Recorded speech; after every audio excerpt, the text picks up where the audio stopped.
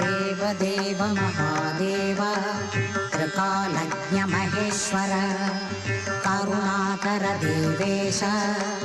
भक्तानुग्रहकारक अष्टोत्तरशतं लक्ष्म्याः श्रोतुमिच्छामि तत्त्वतः। ईश्वर उवाच देवि साधु महाभागे महाभाग्यप्रदायकं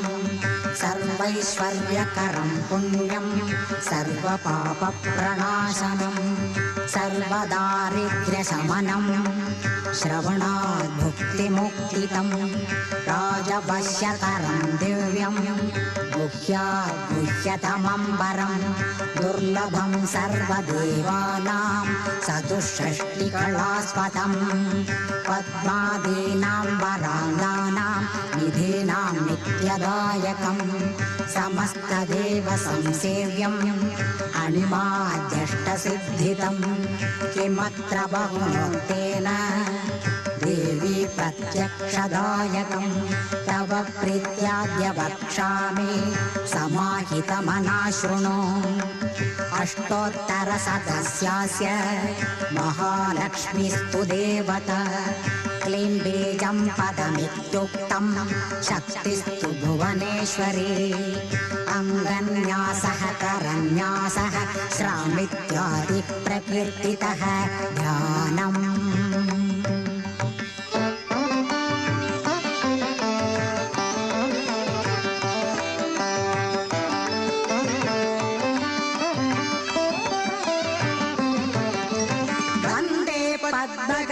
प्रसन्नवदनां सौभाग्यदां भाग्यदां हस्ताभ्यामभयप्रदां मणिगणैर्नानाविधैर्भूषितां भक्ताभीष्टफलप्रदां हरिहर ब्रह्मादिभिः सेवितां पार्श्वे पङ्कजशङ्खपद्मनिधिभिर्युक्तां सदा शक्तिभिः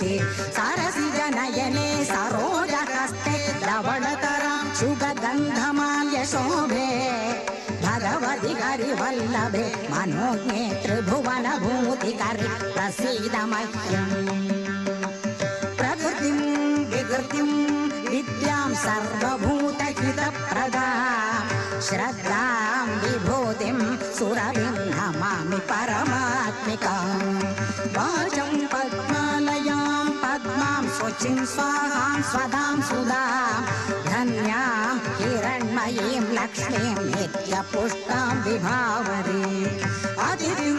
चतिथिं दीप्तां वसुधां वसुधारिणी नमामि कमलां कान्तां कामाक्षीरोदसम्भवाम् अनुग्रहपदां बुद्धिं अनघां हरिवल्लभाम् अशोकाममृतां दीप्तां लोकशोकविनाशिनीं नमामि धर्मनिलयां करुणां लोकमातरं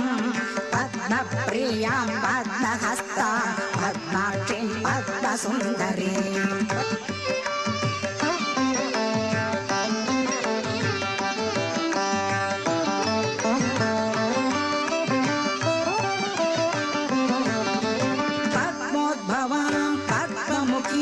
पद्मनाभप्रियां रमां पद्ममालाधरां देवीं पद्मिनीं पद्मगन्धिनीं पुण्यगन्धां सुप्रसन्नां प्रसादाभिमुखीं प्रभा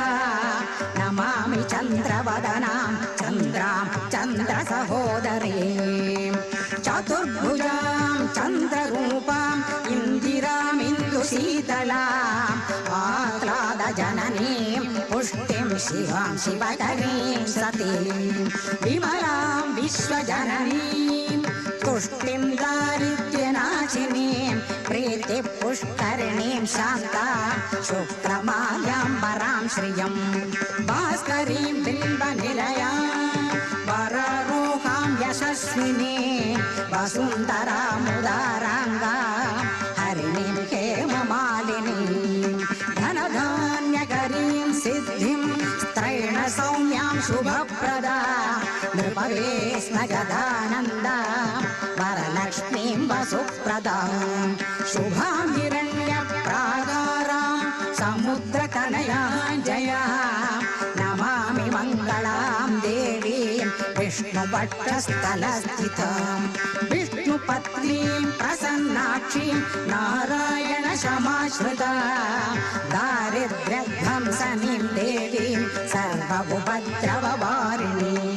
नवदुर्गां महाकाळीं ब्रह्मविष्णुशिवात्मिकां त्रिकालज्ञानसम्पन्नां नमामि भुवनेश्वरीम्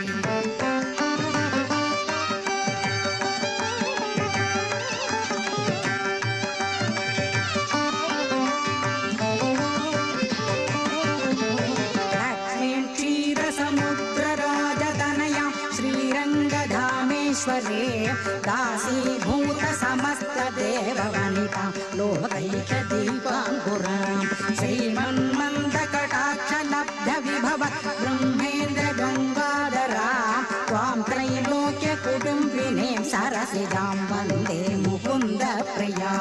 मातर्नमामि कमले कमलाय दाक्षी श्रीविष्णुकृत् कमलवासिनी विश्वमातः क्षीरोदजे कमल कोमल गर्भगौरि लक्ष्मी प्रसीद सततं नमतां शरण्ये त्रिकालं यौर्विद्वान् षण्मासं विजितेन्द्रियः दारिद्र्यध्वंसनं कृत्वा सर्वमाप्नोति यत्नतः देवी नाम सहस्रेषु पुण्यमष्टोत्तरं शतं येन श्रियमवाप्नोति कोटिजन्म दरिद्रतः भृगुवारे सदं धीमान् पठेत् वत्सरमात्रकम् अष्टैश्वर्यमवाप्नोति कुबेरैव भूतले दारिद्र्यमोचनं नाम स्तोत्रमम्बा परं शतं येन श्रियमवाप्नोति कोटिजन्म दरिद्रतः भुक्त्वा ते विपुलानुभोगान् अस्य सायुज्यमाप्नुयात् प्रातःकाले पठे नित्यं